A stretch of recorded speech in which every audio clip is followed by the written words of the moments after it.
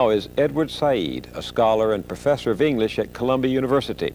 He's also a member of the Palestinian National Council, Palestine's parliament in exile, and speaks out often on issues affecting Arabs. He was born in Palestinian Jerusalem and educated in Cairo and the U.S. Dr. Saeed, in what important ways are Arabs different from the stereotypes we heard about? Well, I think the first thing is that Arabs are fantastically diverse. I mean, there are many different kinds of Arabs. I mean, a Syrian is very different from a Moroccan. There are regional accents. There are traditions completely local to various parts of the Arab world, traditions of dress, of cuisine, of accent, of dialect, of history. I think that's the most important thing. To think of Arabs as just one large group of screaming fanatics who are practically faceless is, I think, the first myth that has to be set against the reality. The second one is that it is, and this is the most important to me, difference between the cliche and the reality, is that the Arabs are the inheritors of an extraordinary civilization, one that stretches back now in its modern forms for about a millennium and a half. First of all, there's the language. The Arabic language is one of the, in my opinion, one of the most extraordinary constructions of the human mind. Language of poetry. It's a language of poetry, it's a language of mysticism and theology, it's a language of law, it's a language of extraordinary humor, for example, and narration. I mean, some of the great feats of narrative skill, the Arabian Nights, the travels of Ibn Battuta, etc., are written in Arabic. So there's that. It's also one of the great religions of the world, which is in Arabic. I mean, the Quran is the word of God in the Arabic language. And this tradition encompasses such things, not only of the learned traditions that we've just mentioned, but architecture, city planning. I mean, for example, the city of Baghdad was considered one of the great summits of Arab art because of the structure, the circular structure of the city, and the way it was constructed with fountains and water. And then the range in geography is fantastic. You have the great civilization of the fertile plains like Syria and Iraq, and then you have the Andalusian civilization of the Arabs in southern Spain, really up to the center of Spain, and then you have an entirely different kind of sort of hybrid Arab civilization in North Africa, mingling with southern African art and tradition and customs with Islam. And then you have Egypt, which is a sui generis kind of a combination of Arab and Pharaonic civilizations. And above all, in all of this, there is the diversity of many different, not only races, if you like, but also different religions and cultures. A lot of sects. A lot of sects, a lot of sects. But for example, I happen to come from a Christian minority in the Arab world, which is, there are Christians throughout the Arab world, and we consider ourselves Arabs. And even our civilization is Islamic, that it's a rich enough civilization to make place for all. The idea of separation between Arabs and the rest of the world is a relatively modern idea. Then how do you account for this obvious stereotype that has come across to us in all of the movies and television programs and literature that Jack Shaheen and Jim Averett were talking about? Well, I think it's a problem I think one has to analyze it not as a problem of the Arabs, but a problem of our society, of the United States, which has packaged people, has had no long tradition. For example, Britain and France have had much dealings in the Arab world, and there are cliches there too. I mean, there are racist portraits of Arabs that you find in Britain and France, but there is also another tradition which is long residence and encounter, mostly colonial. The British and the French ruled the Arab world for many decades. So there's at least the knowledge, the intimate sense of what the Arab people are like as a people. In the United States, we don't have that. We don't have a long encounter or residence. We're relatively newcomers to this world, and we tend to see it in terms of packages, in terms of quick images, sound bites. Entertainment culture. Entertainment, we really are an and above all, culture. politics, a very dehumanizing kind of politics in which Arabs are seen essentially in this country as enemies of Israel and fanatics of one sort or another. And that, of course, has nothing to do with it. But I was struck the other day during the Persian Gulf crisis by a piece you wrote in the New York Times magazine in which you referred to a remorseful propensity to violence embedded in the Arab culture. Well, I was talking about contemporary political culture. That is to say, we have had in the 20th century a series of periods. For example, the period between World War I and World War II was essentially a period, and as we look back on it now, of liberal democracies, you know, mostly monarchies of one sort or another, that took up from where the British and the French had left off. And there was a great deal of building in that period. You know, universities were built, schools were made available to large numbers of people, and the general somnolence of the Ottoman period before World War I was coming to an end.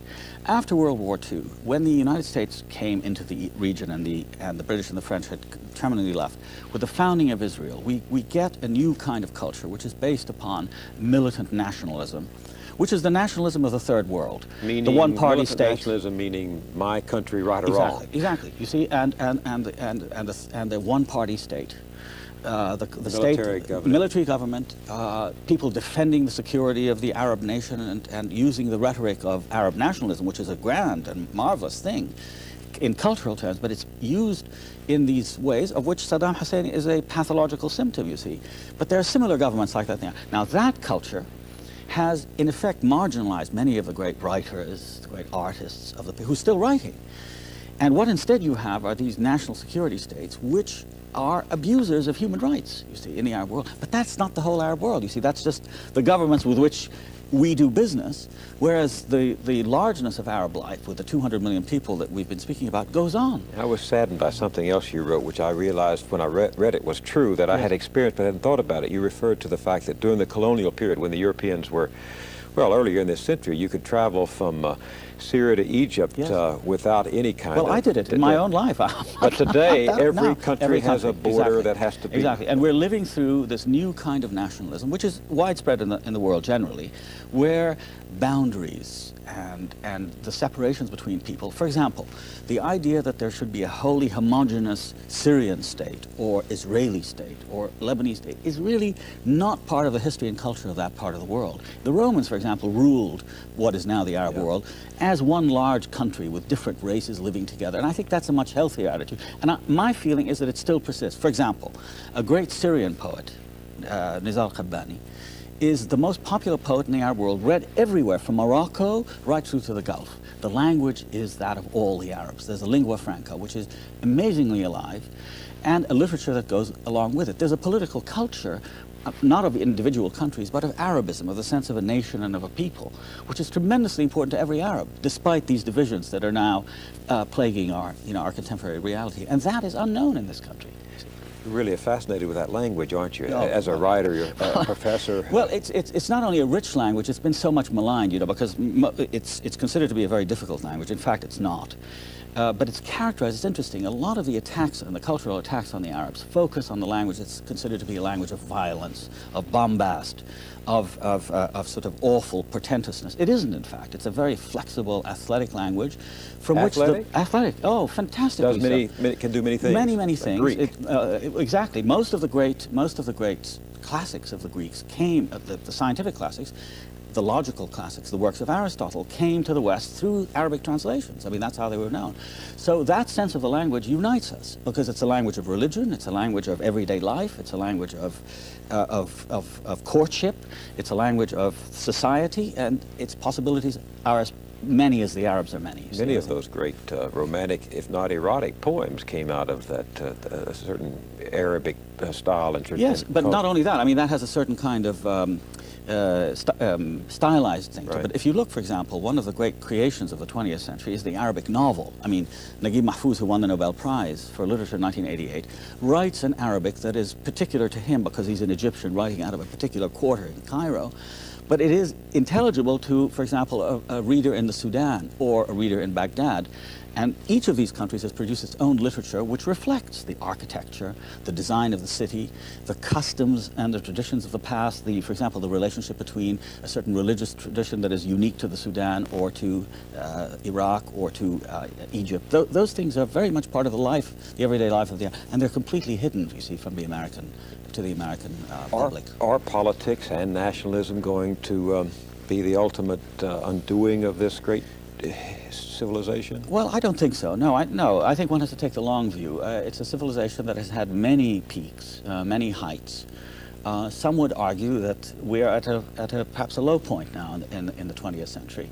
I myself am not sure of that. I think politically there is a division now between the rulers of the Arab world, who are really a handful of men, effectively, and the people, where a great deal of skill and competence in modernization. I mean, you know, after all, in my lifetime, when I left Cairo in the early 60s, it was a city of 3 million. It's now a city of 15 million, and it supports these people with astonishing, I mean, it's crowded and dusty and so on, but there are tremendous changes occurring in the Arab world, and I think to look at them just from this perspective of the moment and the present despair that a lot of us feel at this terrible war is, I think, not the way to look at it. What do you most appreciate about your Arab past?